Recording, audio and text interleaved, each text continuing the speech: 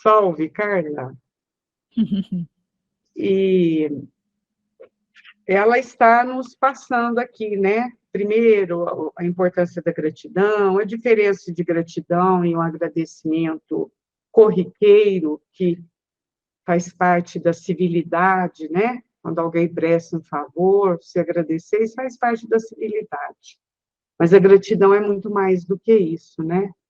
Que a gratidão realmente é aquele reconhecimento, primeiro a Deus, pela nossa vida, pelas nossas experiências.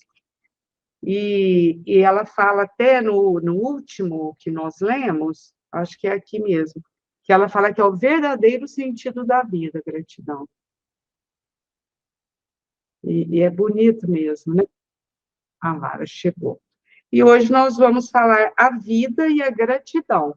Se alguém quiser fazer algum comentário antes que comecemos, daquilo que nós já lemos, sintam-se à vontade. Lara, boa tarde, tudo bem? Boa tarde, meninas. Tudo. Deixa eu ver se tem algum homem no grupo.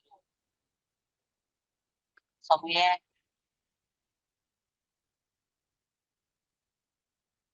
Ninguém quer fazer? Podemos começar? Então, começo eu, depois eu vou seguindo a tela. Talvez hoje eu faça o contrário. Os últimos serão os primeiros, que eu sou a última aqui. A vida e a gratidão. Jung asseverou que a finalidade da vida não é a aquisição de felicidade, é aqui que eu queria falar, mas a busca de sentido e significado. Olha que interessante, que muitas vezes outros autores, ou mesmo nós, né, embarcamos aí, não, o sentido da vida é a busca da felicidade. Mas ela fala que Jung asseverou que a finalidade da vida, finalidade, né, não é a aquisição da felicidade, mas a busca de sentido e de significado. Então, segundo Jung, e a própria Joana, que comunga, pelo menos de muitas afirmativas dele, o sentido da vida é a busca, que a finalidade da vida não é a aquisição da felicidade, né, mas a busca de sentido. Até porque felicidade é bem questionável, né? Há pessoas que jogam a felicidade nas coisas materiais, há pessoas que jogam a felicidade só na harmonia familiar, mas não quer nem saber o seu entorno, e assim vai, né? Equivale dizer que a felicidade, conforme vulgarmente se pensa, é a conquista da alegria, o júbilo por determinadas aquisições, o êxito diante de algum empreendimento, a viagem ao país dos sorrisos. Sem dúvida, essas emoções que se derivam do prazer e do bem-estar encontram-se muito próximas da felicidade, que é portadora de mais complexidades psicológicas do que se pode imaginar, né? Olha o que a Joana vai falar, né? Que a felicidade, conforme nós entendemos, eu serei feliz se eu conseguir viajar para tal lugar, serei feliz se eu conseguir tal empreendimento, ou profissional, ou de qualquer ordem material, né? Serei feliz se eu tiver todas as minhas emoções satisfeitas, meus prazeres. Porém, ela vai dizer que isso dá mais complexidade, dá mais confusão mesmo do que a gente possa imaginar. E a Nara pediu a palavra e terá a palavra. Pode falar, Nara. E vocês vão responder. O que será que ela quis dizer? Porque fala aqui, ó. E do bem-estar encontram-se muito mais próximas da felicidade, né? Essas coisas que você leu. Que é portadora de mais complexidades psicológicas. Que complexidades será que ela está querendo dizer dessa felicidade? Eu acho que não é isso. Eu acho que não é essas coisas que a gente acha que é felicidade. Tá lá, a pessoa pensa que é o júbilo, a aquisição, né, o sorriso, etc. Aí fala assim, essas emoções se derivam do prazer e do bem-estar. Estão próximas da felicidade, que é portadora de mais complexidades psicológicas. O que será que ela quis dizer com isso aí, hein? Eu não sei, não. Eu estou perguntando. A Carla vai responder, pelo visto. Pode responder. Não, eu também não sei, não, mas eu tinha destacado isso também que a Nara trouxe, né? E me fez pensar, psicológico é o que vem da mente, né? A maneira de pensar e de sentir, por exemplo, uma viagem, qualquer empreendimento. Então, a felicidade, para mim, ela está falando que é muito mais do que o que está fora, mas sim a maneira de pensar o que está fora, né? E aqui do sentido, busca do significado, que eu fiquei pensando, a vida é movimento, né? É ação. Então, o que nos coloca em movimento, o sentido da vida é nos colocar em movimento. O que eu vou fazer, que propósito eu vou ter, né? Para alcançar a felicidade. Né? E conforme nós vamos evoluindo, essa felicidade ela vai ficando mais complexa. Não você se contenta com mínimas coisas, é feliz, por exemplo, pelo ar que está respirando, né? E é nesse sentido que eu pensei. Mas a Rose vai falar. A Rose vai. A Rose fecha a questão agora. Gostei. Eu concordo com a Carla quando ela diz que o sentido, o propósito da vida é aquilo que nos tira da cama, né? É aquilo que faz com que a gente tenha energia e tenha alvo para alcançar. Na verdade, como espírito imortal, o nosso alvo é a conexão com Deus. E a felicidade seria isso. A felicidade estaria no cumprimento dos desígnios de Deus, das leis divinas. Isso é a felicidade. Mas esse cumprimento dos desígnios divinos nem sempre ou quase nunca encontram ressonância nos nossos desejos. Por exemplo, eu lembro bem de uma situação, vou dar aqui um exemplo aleatório, mas muito baseado no nosso Evangelho, no Evangelho segundo o Espiritismo, quando ele nos diz que, às vezes, um estado de prazer agora, e ela vai dizer isso aqui para diante, é um anúncio num desespero do amanhã. Eu lembro bem que eu tinha uma amiga, uma companheira, uma parceira de trabalho, uma companheira de posto de saúde, que em determinado momento da vida se envolveu com um homem casado. E todo o propósito dela se tornou desfazer aquela união para que ele viesse para o convívio dela. E essa realização que se deu, de fato, a pessoa se separou, foi conviver com ela e a partir dali a vida dela foi um inferno. Então, muitas vezes, o que a gente toma por felicidade, que é atingir, alcançar objetivos rasos, o ideal teria sido que ela renunciasse, penso eu, né? Que ela renunciasse a essa relação, porque ela estaria fazendo a sua possível felicidade sobre a desgraça de alguém, sobre a tristeza de alguém. Haroldo diz muito que quando a gente faz algo que para nós é prazer e para o outro é desespero, é sorriso, a colheita é o inverso. Nós vamos estar chorando, né?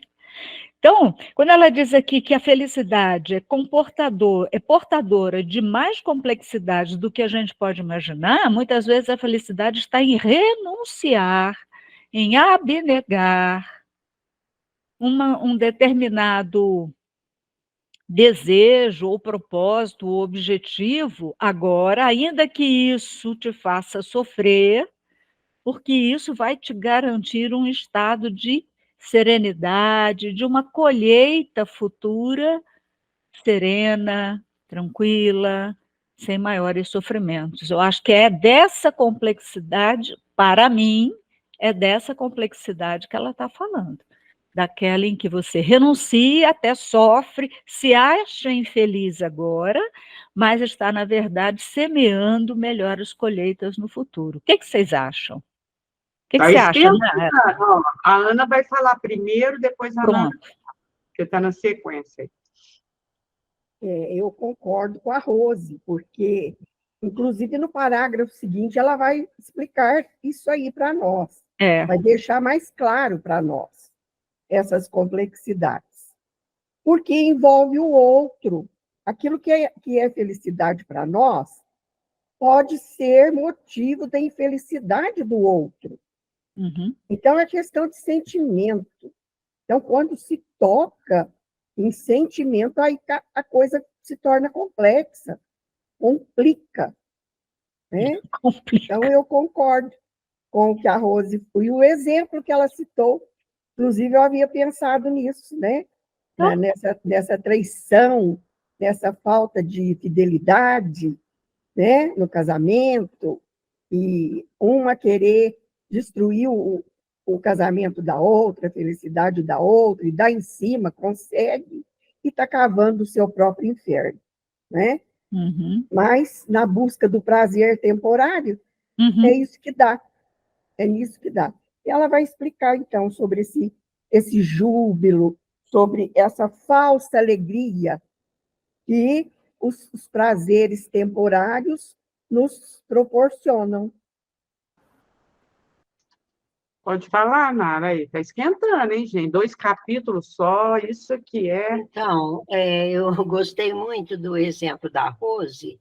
Eu me lembrei daquele no livro Plenitude, que ela fala dos tipos de sofrimento, e um dos que ela fala é assim, ela dá um exemplo também, que a gente sofre porque eu quero um carro zero. Aí eu vou lá, faço uma dívida de 3 anos e desestruturo toda a minha parte financeira, mas eu quero aquele carro maravilhoso que está no meu objetivo de possuir.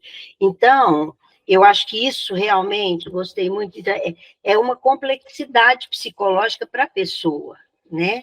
Ela não avalia o estado consciencial de serenidade, até de responsabilidade e tal. Então, o que é essa felicidade? Aí eu fico feliz com aquele carro, aí não tem dinheiro para ir no barzinho com o carro, porque estou cheia de dívida, o que adianta? Então, eu gostei muito. Então, acho que é isso mesmo, né, gente? Vamos... Ô, Nara, ou senão fica igual uma história que você contava, e a pessoa fica tão assim, envolta com o carro, ao mesmo tempo tem que cuidar desse carro, que ela sai, toda hora ela vai lá fora vigiar, ver se o carro está lá. Lembra que você contou essa história? Toda hora a pessoa ficava vigiando. Era um amigo do Joel, ele comprou um carro último tipo, com não sei o que, caríssimo, né? Mas ele podia pagar, não estava infeliz. Só que nós saímos fomos tudo jantar, tal. Toda hora ele ia lá fora para ver se alguém estava mexendo no carro dele. Ele não curtiu o encontro com os amigos. Toda hora ele estava, vamos dizer, agoniado, ansioso, de medo de acontecer alguma coisa com o carro, gente. Aí eu falei, gente, que adianta isso, né? Pensei, né? Não falei, lógico. A gente fica educada na hora, assim, na frente dos outros, mas eu a reparei. Fala, Ana. Esse exemplo que a Nara deu é muito engraçado, porque aí é o sofrimento do sofrimento que a Joana fala, né? A pessoa sofre por causa daquele sofrimento. Então, não compensa, é melhor renunciar. Como a Rose disse, né? Renuncie a tudo e siga-me, disse Jesus. Está aí, né? Está aí o exemplo. Agora é a Lara. Hoje eu estou indo de trás para frente aqui na tela. Eu senti o drama já. No conceito junguiano, o sentido existencial, o seu significado transpessoal é mais importante do que as sensações que decorrem do ter e do prazer e transformam-se algumas vezes em emoções que duram por algum tempo. Não obstante, analisando este fenômeno, pode-se facilmente constatar que tudo quanto proporciona prazer em caráter efêmero transforma-se, cede lugar a outros, nem sempre ditosos. O júbilo de um dia converte-se não raro em preocupação no outro, em desgosto mais tarde. Essa felicidade risonha, simplória, de um encontro, de uma explosão de afetividade ou de interesse atendido, quase sempre constitui véspera de amargura e de sabor, de arrependimento e de mágoa. Olha, se eu falar alguma besteira, vocês, por favor, me corrijam, mas é exatamente o exemplo que a Nara e a Rose deram, né? A felicidade efêmera em detrimento da felicidade de conexão com o divino. Eu entendi assim. E aí a pessoa acaba ficando escrava de alguma felicidade efêmera que, na verdade, não precisava disso para ser feliz. A gente pode encontrar felicidade numa flor que desabrocha, num céu azul durante o dia, né? Na chuva que nos cai, a limpar o ar, né? E que mais? Agora eu aceito a ajuda das professoras aí. Não, você é professora, você explicou tão bem. Dona Marlene, eu fui um dia, não mais. Aqui é outra professora. Tá E você explicadinho, explicou viu? muito bem, né? Tá explicadinho. Eu também Não tem acho. nem o que colocar mais. É isso aí. Né? Está nas pequenas coisas da vida. Se nós soubermos vivenciá-las bem. O problema é vivenciar, a questão, né? É vivenciar. Não é apenas viver, mas vivenciar as diferentes condições, as diferentes situações que são apresentadas para nós. A vida nos oferece, se a gente for observar, todos os dias você tem coisas pequenas, simples, que nos trazem alegria, felicidade. Mas parece que a gente quer focar naquilo que o outro tem, ou nas coisas grandes, né? Igual ela dá o exemplo da viagem, claro que é interessante, que é bom, mas às vezes isso não está ao seu alcance. Você vai ficar nessa tortura aí, nessa tormenta. Usufrua aquilo que faz a viagem interior, faz a viagem no município, não é? E aprenda a ser feliz. Sei lá, eu não sei se é simplicidade da minha parte, mas eu penso Vai para assim. Iraci, né? Ver os Vai pães. para Ibiraci, não é? Vai para Turquia igual a Nara, vai no... Não. Quando a Nara vai para a Turquia, eu falo, manda as fotos que eu vou curtir. E para mim está de bom tamanho, não é? A Carla vai falar, gente. Ô Marlene, é mais ou menos aquela separação que a gente faz lá no curso gestante, né? O que é emoção, o que é felicidade. É daí que vem, eu acho, essa complexidade psicológica, né? Porque o sentimento, ele é refletido, né? Você precisa pensar, né? Você precisa dar valor, dar sentido, né? Minha irmã tá lá na África do Sul. Aí mandou, nunca vi um pôr do sol igual a esse. Né? Então, assim, nós temos pôr do sol aqui maravilhoso, né? Não, eu quero dizer assim, né? Que depende da maneira de ver o fato. Isso é uma escolha, uma decisão, né? Agora, já as emoções, ela é fisiológica, de curta duração, ela é uma resposta automática do nosso corpo, né? Então, quando você está em busca de emoções, é diferente. Agora, a felicidade, ela é um sentimento, né? É um estado de espírito. Eu acho que é nesse sentido que eu pensei essa complexidade, né?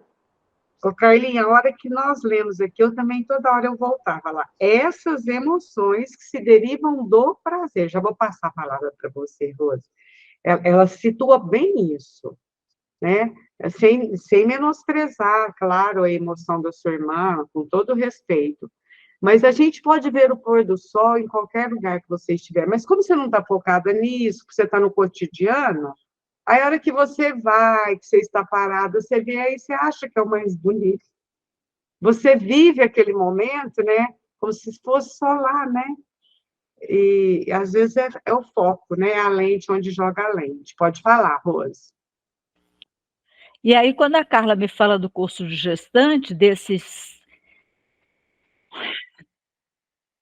sentimentos que parecem opostos, mas talvez eles se complementem, eu não sei em que instância, mas talvez haja uma complementação. A gestante que se torna mãe nas suas primeiras experiências, ela acha que ela entrou, no mais das vezes, no inferno, porque não dorme, está exausta, está em recuperação de um parto ou de uma cesárea, tem a questão natural, hormonal, daquele estado meio blue. É um ritual de passagem de quem era solteiro ou de quem era dono de sua própria vida para uma condição de que agora o outro depende inteiramente dela, ela queira ou não, esteja disposta ou não. Mas tudo isso é possível de ser vivenciado se ela tem o sentido da maternidade, né? Se ela tem o propósito verdadeiro da maternidade, se o vínculo se estabelece, não é assim? Então, as emoções, no princípio, são dramáticas. Dramáticas. Você tem impressão, eu acho. Eu não me lembro bem do meu tempo, mas eu vivenciei agora o tempo da filha com duas netas. Eu tinha a impressão de que se ela vai ficar doida, vai entrar em depressão profunda, vai ter exaustão, né?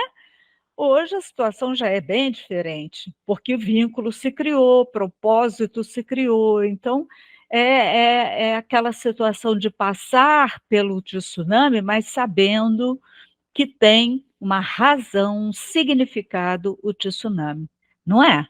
Que também, se não tiver, vou te contar. É de colocar no freezer. Coincidentemente, hoje eu ouvi uma jovem falar isso. Ela falou assim: não, ai, as filhas. Porque eu perguntei que idade são suas filhas. Ah, uma tem 7, a outra tem 12. Ela falou: graças a Deus, que agora está tudo bem, porque eu não me adapto com o nenê. É muito difícil. Aí ela falou tudo isso.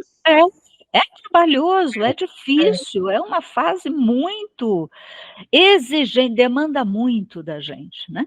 Então, tem que ter propósito, senão abre mão, larga a mão, delega, passa para outro, né? É desse jeito. Pode falar, Nara. Isso me fez lembrar o Elahá no Congresso agora, ele falou o seguinte: qual que é a diferença de sofrimento e infelicidade? Até numa versão da Joana, que é quando ela fala lá no livro Plenitude sobre o sofrimento. Ele falou assim: sofrimento é assim, é o parto. Você é sofrido o parto, mas é uma alegria tão grande, aquele ser que chega, etc. Agora, infelicidade são as nossas dores morais. São as coisas que fazemos e que depois temos que retomar, reparar, até para a gente entender a diferença de sofrimento e infelicidade. Assim, num contrário do que está sendo dito aqui, né? Lógico. Mas ele falou isso, eu não me esqueci mais, porque o sofrimento para nós hoje, ele tem a conotação de processo educativo, de uma reparação e tudo. Agora, a infelicidade, quando você faz uma coisa, Não é só um sofrimento, não, gente. É muito triste para o espírito. Foi isso que eu entendi. Pode falar, Ana. Aí é a questão da dor, né? Você pode ter a dor e não ter sofrimento, que é o caso do parto que o Elahá colocou, que eu vi essa palestra dele, por sinal maravilhosa. Agora, com relação ao pôr do sol, dependendo da latitude em que a pessoa está, o horizonte às vezes é mais amplo e realmente parece mais bonito, certo? Então, vai variar de acordo com a latitude. Então, ela estava numa latitude maior, mais distante, né? Porque a África do Sul, lá está mais distante da linha do Equador. Nós aqui estamos bem próximos, né? Do Trópico de Capricórnio. E lá na África do Sul também. Então, dependendo do ângulo dessa posição em que a pessoa está, pode o horizonte ser mais amplo e ela enxergar o pôr do sol de forma mais bonita. E da época do ano também, né, Ana? Conforme a E época do também ano. da estação do ano. Como agora, o outono chegou para nós. Observem as manhãs de outono, como elas são maravilhosas. Observem as tardes de outono, são lindas. O pôr do sol parece que é diferente no outono. É maravilhoso. Então, bem lembrado também, Nara. Comecem a observar, a vivenciar esse pôr do sol que está em foco aí na nossa conversa, e vamos aproveitar as manhãs e as tardes de outono. São lindas, lindas, lindas. Aí, gente, fica a dica. Hoje, amanhã, tinha uma estrela em cima do sol. Eu tirei foto. Em cima do sol nascendo, tem uma estrela. Eu vou pôr no grupo. Só que eu tenho, como eu moro no 9º andar, tem tela. Então, a tela atrapalha um pouco a foto, que ela aparece na frente. Mas se vocês ampliarem, é uma estrela bem em cima do sol nascendo. Era 5h20. Lindo. Mas eu gostei dessa questão do ângulo, né? Falando de geografia, né? Seria latitude. E nós também temos nosso ângulo espiritual, né? Depende, essa complexidade depende do lugar que a gente está, né? É a forma como nós vamos alcançar ou não a felicidade no decorrer do nosso dia, por exemplo, né? Muito bem lembrado, interessante, né?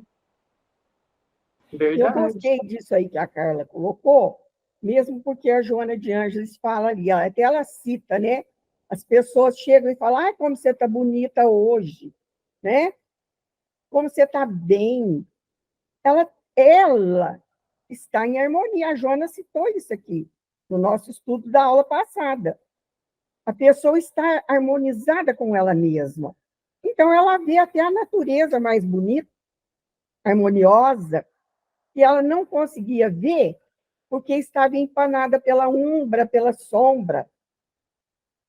A nossa sombra, né? Então, quando nós buscamos a luz, as coisas se tornam mais claras, mais lindas, mais harmoniosas. É isso aí, Carla. Muito bem. E é a sua vez, Carla, porque deu uma mudada na tela, mas é você.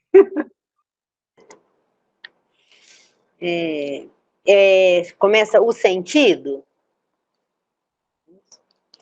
O sentido, o significado existencial, entretanto, caracteriza-se pela busca interna, pela transformação moral e intelectual do indivíduo ante a vida, pelo aproveitamento do tempo, na identificação do self com o ego. É um sentido profundo, a princípio de autorrealização, depois de autoiluminação, de autoencontro. Nossa, que profundo, hein? Então, eu Mas- penso... Ah, desculpa, Lê mais um? você Tá. lê mais um, já começa. Tá. Necessário estar vigilante para melhor distinguir as sensações que produzem empatia e as emoções que enriquecem de harmonia. O ego prefere o mergulho nas sensações do poder, do gozar, do tocar e sentir, enquanto o self anela pelo vivenciar e ser, ampliando os seus horizontes de gratidão. Meu Deus. Uma coisa que eu tinha pensado no sentido, né, no significado existencial, é porque Deus, ele poderia nos criar perfeito. Ele já poderia nos criar felizes, né? Mas Deus quer que nós sejamos os construtores da nossa evolução, né? Então, por isso que a busca de sentido é o que a Rose falou, é o que nos tira da cama. Nós estamos buscando, né, sempre algo. E aí, nós podemos estar buscando algo que satisfaça o ego, né, no nosso dia a dia, né, ter a razão, ter o poder, tá sempre certo, né, não perder, né, e aí nós vamos, uma série de coisas, né. Ou a gente pode estar buscando o self, né, que é a gente se conhecer cada dia mais, né,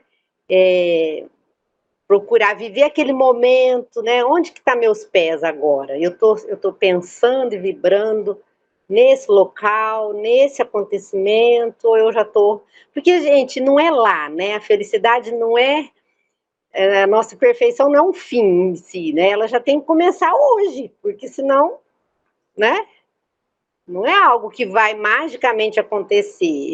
Eu preciso fazer algo, né?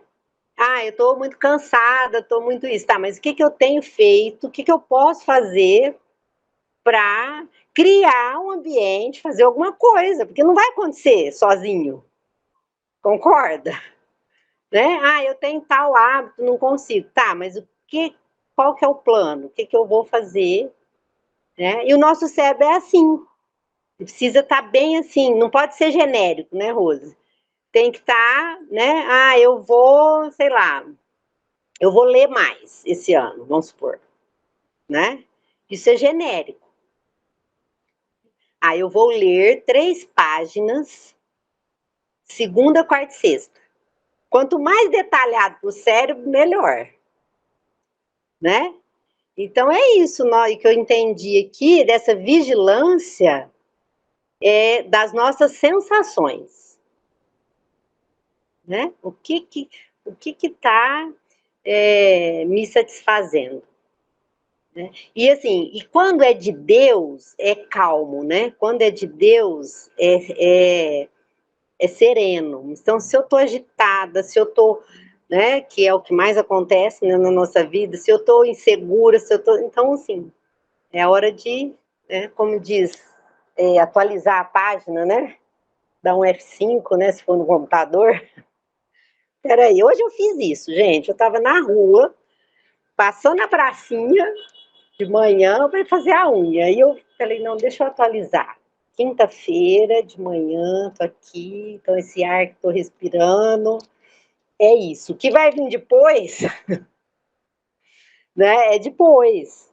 Mas isso, assim, é um esforço sem fim, né? Muito bem. Com a palavra, Ana. Mas tem mais coisa nesse parágrafo, gente. Tem mais coisa mais profunda aí. Eu achei interessante quando ela coloca que o ego prefere um mergulho nas sensações do poder, do gozar, do tocar e sentir, enquanto o self anela pelo vivenciar e ser. Então, é aquilo que eu falei do vivenciar lá atrás, né? é vivenciar. Nós temos que discernir entre as sensações e o verdadeiro sentimento.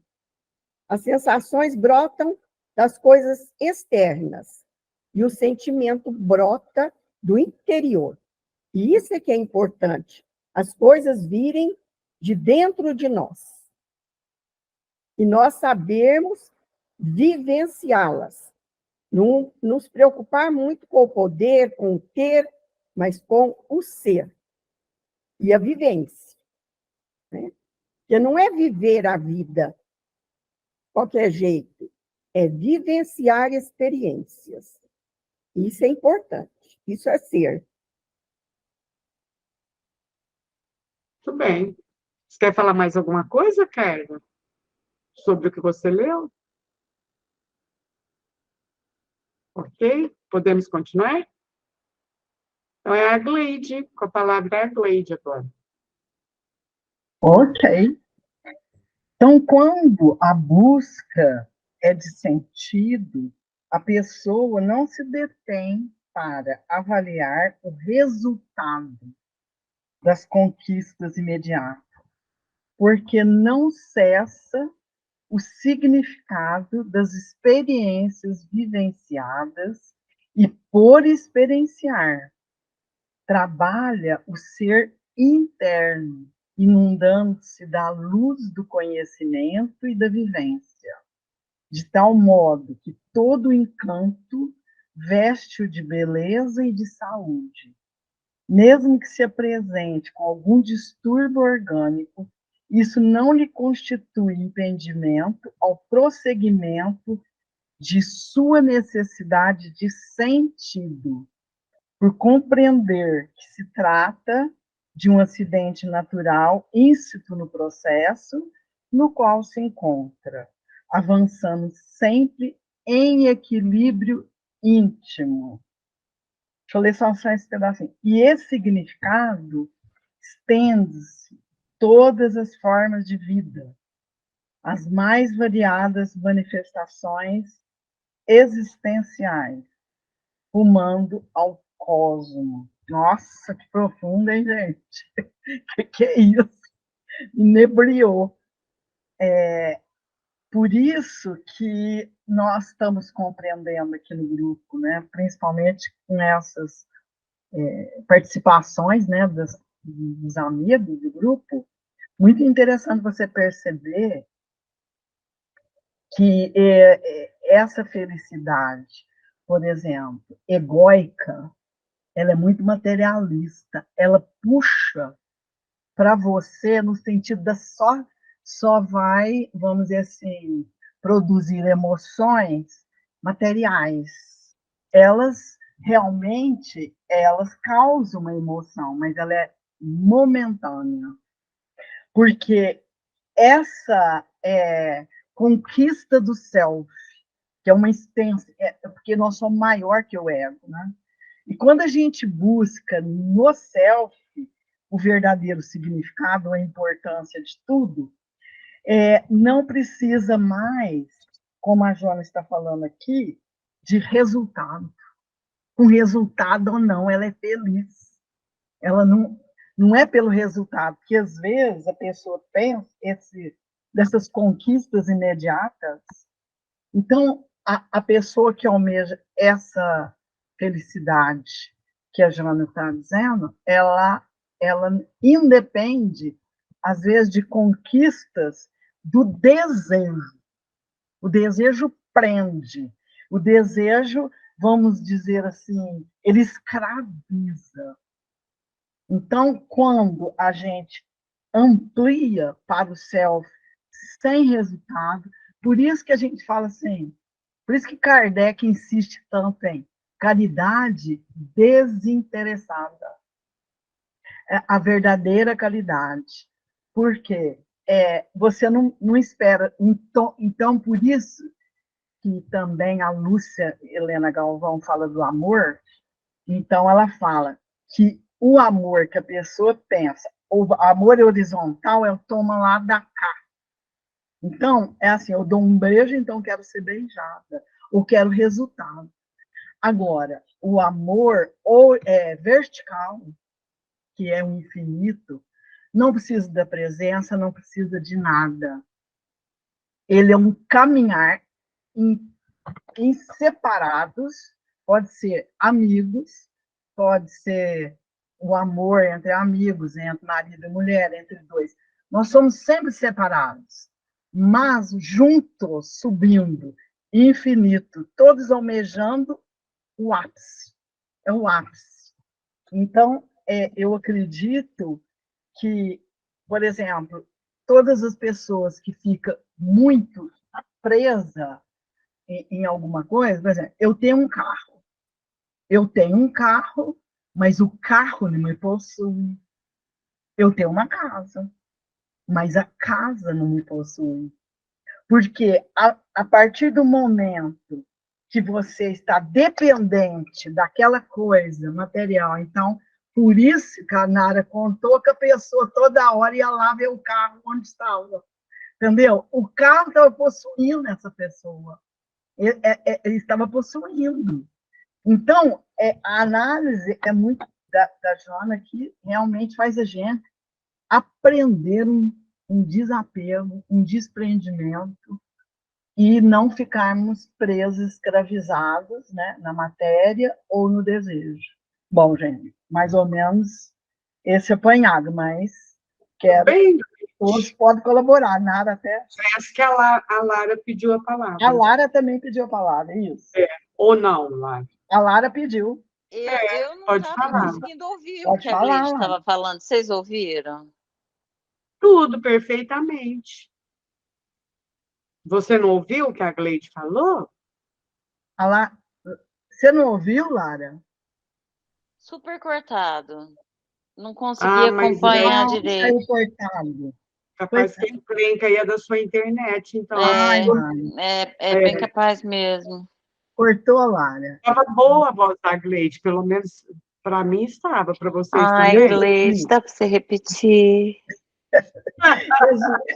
Resumidamente, Lara. Sim, por favor. Olha, Lara, agora você está ouvindo tudo certo? Tô. Ah, então, aqui nesse trecho, a gente percebe que a verdadeira felicidade, ela não está ligada a coisas externas. Ela não no ego, porque o de fora é que vai afetar o ego, a vaidade. Eu tenho isso, é o desejo, é o poder, são as coisas materiais. Aí, o que acontece? É a emoção do ego. Agora, o self, que aqui a Jonatiane está falando, para nós prestarmos atenção no self, nessa união do ego e self, porque essa verdadeira felicidade não tem resultado. Então, por exemplo, se você às vezes almeja uma coisa e não consegue, para essa pessoa que é feliz, não precisa de resultado. Ela é uma conquista interna de emoção, ela não é passageira, ela está dentro de você, essa felicidade. Ela não precisa de resultado, ela não precisa de aplauso, ela não precisa de nada fora, mas se ela tiver essa consciência, esse nível consciencial de plenitude, que você é feliz, você entende esse self, ou esse Deus dentro de você, ou essa felicidade, você não precisa mais se basear no outro. Por isso que é o amor de duas formas. O amor toma lá da cá é aquele amor horizontal, material. E o vertical é quando todos nós, em busca dessa plenitude, desse mais, desse desenvolvimento, dessa evolução, é a felicidade. É o que nós estamos fazendo agora. Nós estamos unidas em um grupo, buscando respostas e ensinamentos de esclarecimento para o nosso espírito, para a nossa felicidade. Isso é imortal. Isso é para sempre. É uma conquista do espírito. Entendeu? Senão eu falo até amanhã. Deu certo, Larinha? Deu certo? Valeu, porque aí nós ouvimos a Gleide novamente. Foi muito bom. Posso falar? A Nara quer falar e na sequência a Rose. Vamos lá. Então, só destacar aqui, que isso aí ficou ótimo mesmo, hein? A Gleide foi muito feliz, que quando ela cita aqui, ó, mesmo que a pessoa tenha algum distúrbio orgânico, eu entendi que, assim, por exemplo, você pode ter uma doença que traz tanto sofrimento, né? Mas se você compreende o sentido da vida, quando eu vou dar o passe à distância, que eu tenho essa tarefa aí com Luz de Amor, eu peço muito, assim, a pessoa apresenta lá a ficha, ela vai fazer hemodiálise, ou tem um câncer e tal. É lógico que eu peço os fluidos para ela melhorar e emito todas as energias boas, mas eu peço muito a Deus para dar a ela a compreensão daquela situação, que eu acho que é o que a Joana está falando aqui, ó. Isso, ela tem aquele distúrbio, isso não lhe constitui impedimento nesse prosseguimento de sua necessidade de sentido. Quer dizer, quando a pessoa compreende o sentido da vida, que a doutrina espírita é pródiga em nos mostrar isso, até aquela doença, ela é vista com outro olhar, né? Isso, igual ela fala, um distúrbio orgânico. E aí ela complementa, isso é um acidente natural, íncito nesse processo para um equilíbrio íntimo. Então, é a forma como a gente vê algumas pessoas com doenças muito graves, que eu admiro demais, porque eu morro de medo de doença, é o pior medo que eu tenho na minha existência. Eu vejo pessoas, às vezes falam assim, a gente vê, né, elas estão doentes, mas fala assim, não, mas eu vou vencer essa. Você vê a fé, a compreensão, a aceitação naquela situação que a gente não avalia, né, nunca tive uma doença tão grave, mas que a gente vê, e a serenidade da pessoa, quer dizer, ela compreende o sentido existencial, mesmo naquela situação, está em fase, às vezes, terminal, não é? Então, acho que quando ela faz essa colocação aqui, eu acho que também seria bom a gente ter falado. Muito bem. Rose com a palavra, e na sequência a Ana. E hoje está bem disputado, hein, gente? Está bom O negócio demais. hoje está quente, né? Eu fiquei pensando, a Ana fala vivenciar. Aí, e você, Gleide, falou de resultado, né? Então, eu fiquei pensando entre a diferença de você estar, suponhamos, num ambiente exuberante da natureza, uma cachoeira, um mar, enfim. Pensa aí naquele ambiente natural, a irmã de Carla, nessa coisa que a gente imaginou seja belíssima, e estar se ocupando de selfies, sabe? E não vivenciar, não se permitir integrar-se com essa paisagem e experienciar a paz que ela pode nos trazer.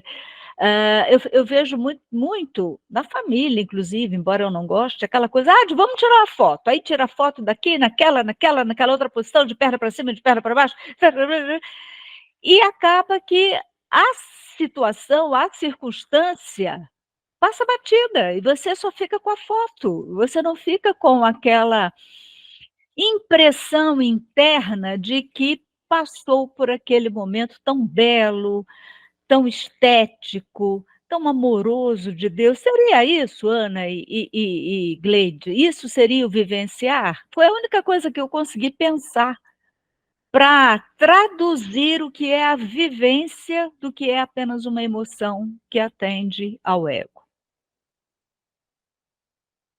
Fala aí, Ana, sua vez, você já responde a...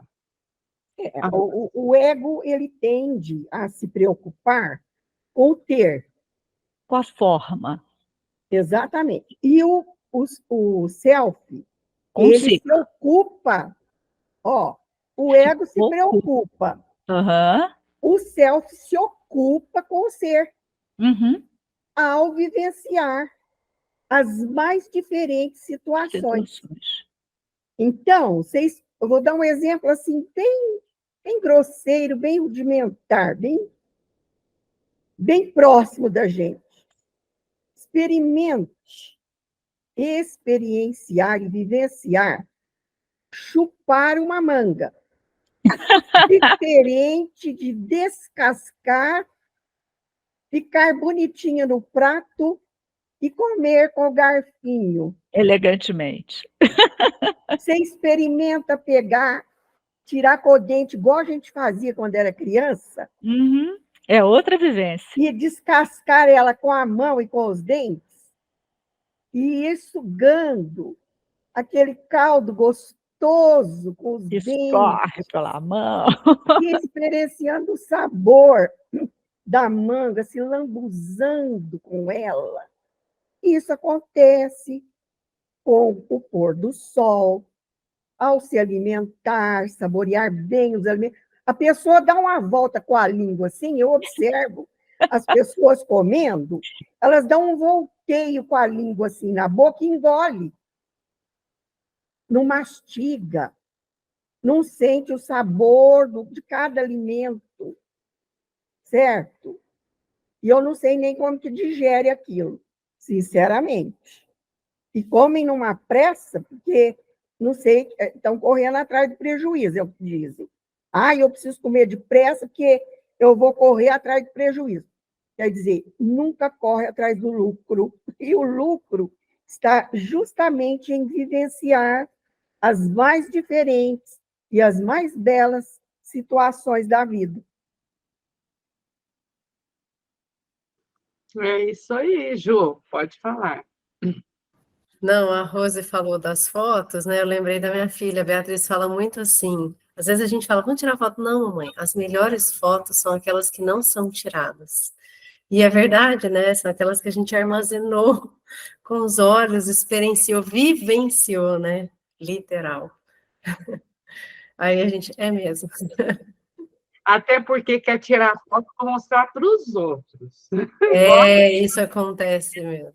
Para mostrar, para pôr nas redes sociais. Fala, Larinha. Tem uma prima minha que me é muito querida. E aconteceu isso. Ela costura, ela faz assim uns bibelôzinhos, umas coisinhas, né? E ela foi me mostrar um Natal, o último Natal dela, do meu tio, enfim. Ela me mostrou a mesa bem posta, os enfeitinhos, rococó, não sei o quê. Eu não perguntei por educação, mas, fulana, cadê vocês? Né? Assim, como se fosse a felicidade dela tivesse naquela disposição de pratos, de enfeites, e para mim ficou tão vazio, e aí eu enxerguei por esse viés que vocês estão falando. Falei, meu Deus do céu, olha só. Me fez pensar, me fez parar para pensar. Mas muitas vezes é o acesso que você tem à pessoa. Tem pessoas que o acesso que você consegue ter com ela é por objetos. Muitas vezes é o que dá, sabe? Talvez pelo objeto você chega na pessoa, E eu pus a foto aí no grupo, tá, gente? Falando aí de foto, só para vocês verem a estrela.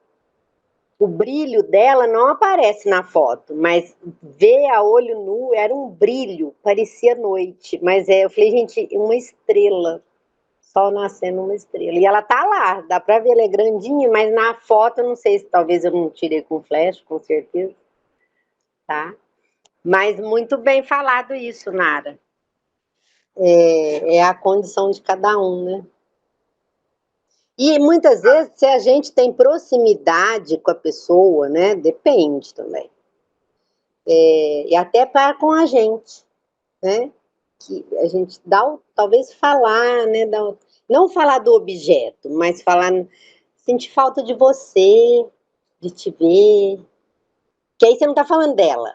Você tá falando você sentiu falta dela. Nada como ser psicóloga. Ô, Ju, pode falar. Não, só para falar que ficou lembrando, toda hora vem para mim essa a memória sobre as coisas pequenas da vida que a gente tem que aproveitar. E a minha avó paterna, mãe do meu pai, é um grande exemplo. Ela tinha essa felicidade, né? E mostrava isso para a gente, dessa vivência de estar ali, né? E essa intimidade com Deus também. E no final do dia, ela morava na Estevão Leão Burrou, e eu lembro da gente estar lá, ela falava, agora vamos lá fora, na varanda, porque eu gosto de ficar aqui olhando esses passarinhos que passam só esse horário no final de tarde. E a gente ficava em silêncio e ficava vendo a revoada, assim. Então, e até hoje eu fico de olho nesse horário e eu lembro dela. Que são essas coisas pequenas, mas que conectavam ainda mais, né? Que trazem essas memórias. Só para... Que bonito, né, Nossa, Ju? que exemplo maravilhoso, Juliana. Eu segurei aqui, porque ela, para mim, era exatamente isso, era essa vivência, assim, essa gratidão, ela vivia isso o tempo todo. Fala, Leide. O Rose, quanto ao resultado que você perguntou, porque a Joana está falando aqui que a busca de sentido, a pessoa não se detém para avaliar das conquistas imediatas, quer dizer, do resultado, mas o que ela faz? Ela trabalha o ser interno, inundando-se da luz do conhecimento e de vivência, de tal modo que todo o encanto veste-o de beleza e de saúde.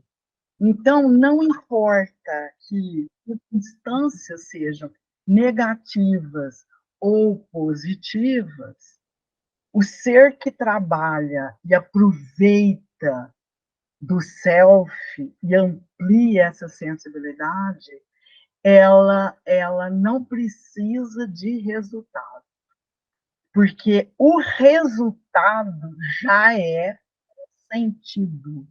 Olha que show que a Joana está nos ensinando, nos explanando, assim, desenhando para nós. Então, é o agora que eles falam tanto, né?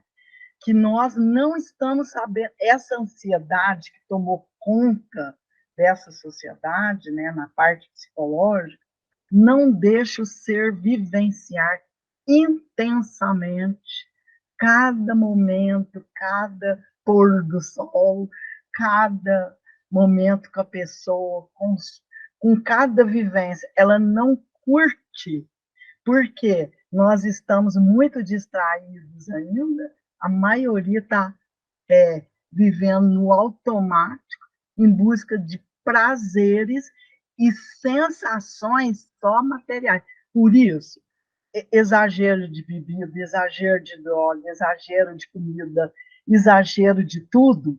Por quê? Para suprir, eles acham que é a parte externa que vai. Então, eles têm que ir no show melhor, na festa melhor, não sei o quê. Porque todos que buscam fora têm o prazer, claro, momentâneo, mas não tem o sentido que a Joana Diante está falando.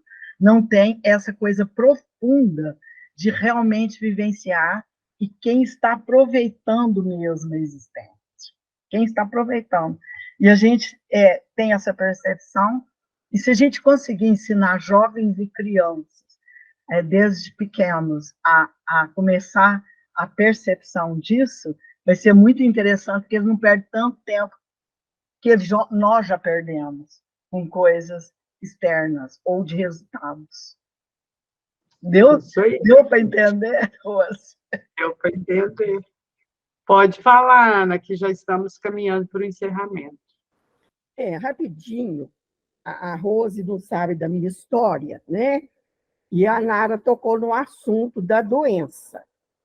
Olha, pela fé eu já fui curada de uma tuberculose renal incurável aos 30 anos de idade. E você fala que eu estou em tratamento, tomando 1.200 miligramas de gabapentina ao dia e canabidiol, e ainda sinto dor.